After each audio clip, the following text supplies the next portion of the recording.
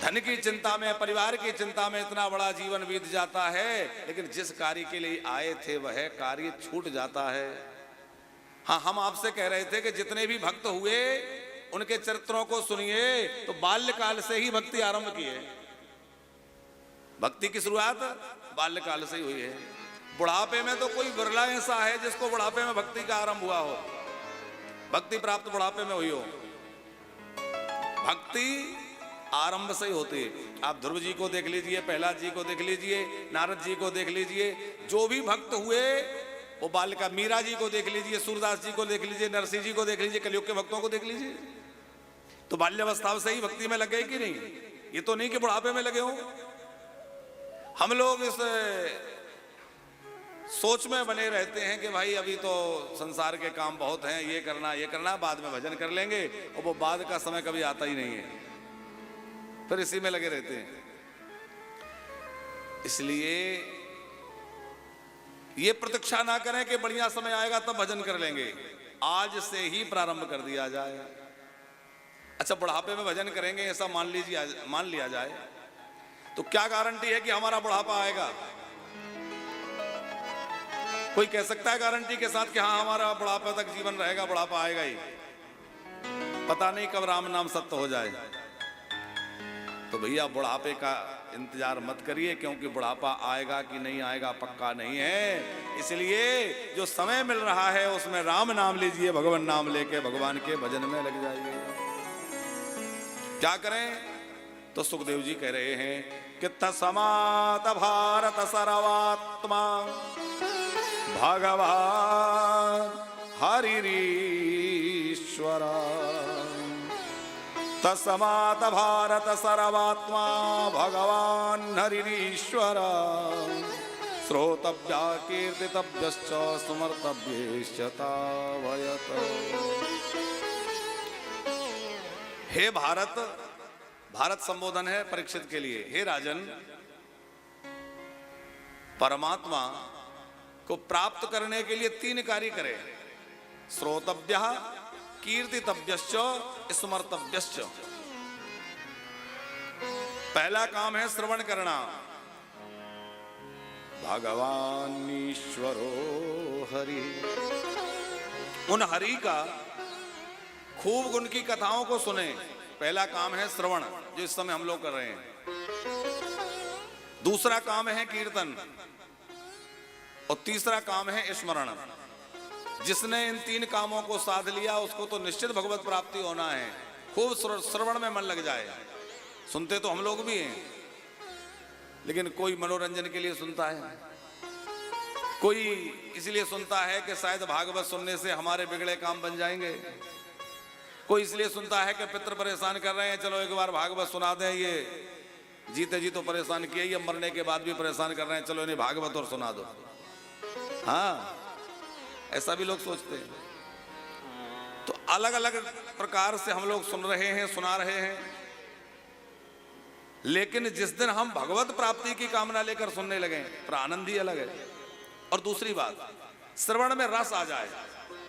सुनना अलग बात है और उसको प्रेम पूर्वक सुनना अलग बात है। जो श्रोता एकदम भाव में डूब करके और जिज्ञासु बन करके कथा को श्रवण करता है और एक एक शब्द कहीं छूट ना जाए ऐसा सावधान होकर के उन शब्दों को मानो सुन नहीं रहा है बल्कि पी रहा है। कर्ण पुटेशु, कान रूपी दोने से इस कथा रूपी रस को पान कर रहे हैं। तो उसके लिए पर कथा का आनंद है, हृदय में हरि प्रकट हो जाता है। दूसरा साधन कीर्तन। हम लोग भी थोड़ा बहुत कीर्तन करते हैं, कथा में भी कीर्तन होता है। कल्याण तो भगवान का नाम करेगा ही, चाहे जैसे जब ये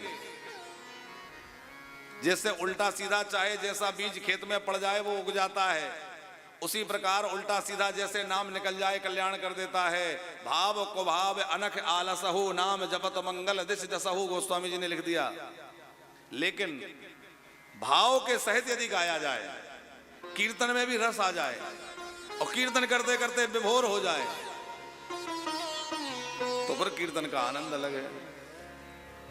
किसी भी कार्य में जब तक आनंद नहीं है एकदम रस के साथ तब तक उसकी सिद्धि नहीं है। लेकिन जब प्रेम, अब वो एकदम तो नहीं हो जाएगा, अभ्यास करते करते पहले हम कीर्तन शुरू करें, आरंभ में तो हमें अरुचि सी लगेगी, अरे कब तक लगे रहे, धीरे धीरे उसमें रस आने लगेगा, धीरे धीरे उसमें इतना आनंद आने लगेगा। हमारे महाप्रभु चैतन्य महाप्रभु जी ने तो संकीर्तन का कितना प्रचार किया है, पूरे भारतवर्ष में यात्राएं निकालते हुए और महामंत्र के संकीर्तन का खूब प्रचार किया है। संत एकनाथ जी खूब कीर्तन किया करते हैं। जायसवाल जी, एकनाथ जी के जीवन की घटना है कि वो सत्संग चल रहा था, सत्संग करते करते रात्रि हो गई, तमाम संत आए हुए थे, रात्रि में पानी पीने का जो रखा था घड़े में वो समाप्त हो गया। अब पानी पीने की लोगों की इच्छा थी, रात्रि बहुत हो चुकी थी, तो पानी लेने कौन जाए, सब डर रहे थे। क्यों डर रहे थे?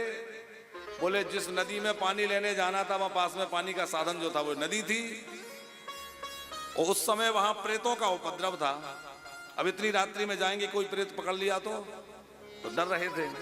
एक नाथ जी तो संत है, इन्होंने कहा भाई हमें कोई डर नहीं है, हमें 2 घड़ा हम लेके आते। घड़ा लेकर के गए, और घड़ा लेकर के गए तो प्रेत तो वहां रहते ही थे, वो आ गए, चारों ओर से घेर लिया। इन्होंने मन में विचार किया कि जब सब जगह भगवान है तो प्रेतों में भी भगवान है, ये भी तो भगवान के ही स्वरूप है। जब संसार में इनके अतिरिक्त तो कुछ है ही, भगवान के अतिरिक्त कुछ है ही नहीं, तो प्रेत कहां अलग होंगे, भूत प्रेतों में भी वही है। तो इन्होंने वो पानी का घड़ा तो नीचे रख दिया, अपना एक तारा लिया और प्रेम पूर्वक भगवान नाम गाने लगे।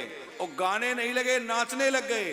कीर्तन कर रहे हैं, नाच रहे हैं, कीर्तन कर रहे हैं, नाच रहे हैं। आज हरि देखे लंबक नाथ, आज हरि देखे लंबक नाथ, जोजन भरी भरी हाथ, आज हरि देखे लंबक नाथ। अब इनके उस दिव्य कीर्तन के साथ में वो प्रेतों ने जब नाम सुना, कीर्तन सुना, तो वो पाप मुक्त होकर के भगवत धाम चले गए। सारे जो प्रेत थे वो पाप मुक्त हो गए और कर्म बंधन से छूट के भगवत धाम चले गए इनके कीर्तन के प्रभाव से।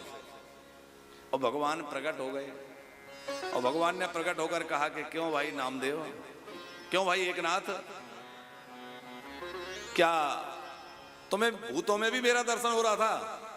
बोले प्रभु जब सब जगह आप ही आप हैं तो भूत प्रेत अलग से कहां से आ गए? भूत प्रेत भी आप ही का स्वरूप है, आप ही सारे रूपों में हैं, तो भूत प्रेत के रूप में भी आप ही हैं। तो कीर्तन करते करते इतना आनंद इनको हुआ कि प्रेत सदगति हो गई और भगवान प्रकट हो गए। नारद जी कितना कीर्तन करते हैं, हर समय बीणा हाथ में लिए रहते हैं, गावत हरिगुण गान प्रवीणा, कल हमने कहा था, खूब भगवान नाम संकीर्तन करते हैं। सनकादिक भगवान हरि शरणम हरि शरणम हरि शरणम गाया करते हैं, कीर्तन किया करते हैं, चारों कुमार मिलकर खूब कीर्तन करते हैं। हनुमान जी महाराज आप श्री तो कीर्तन के आचार्य हैं, क्या कहना, विजय मंत्र जपते रहते हैं।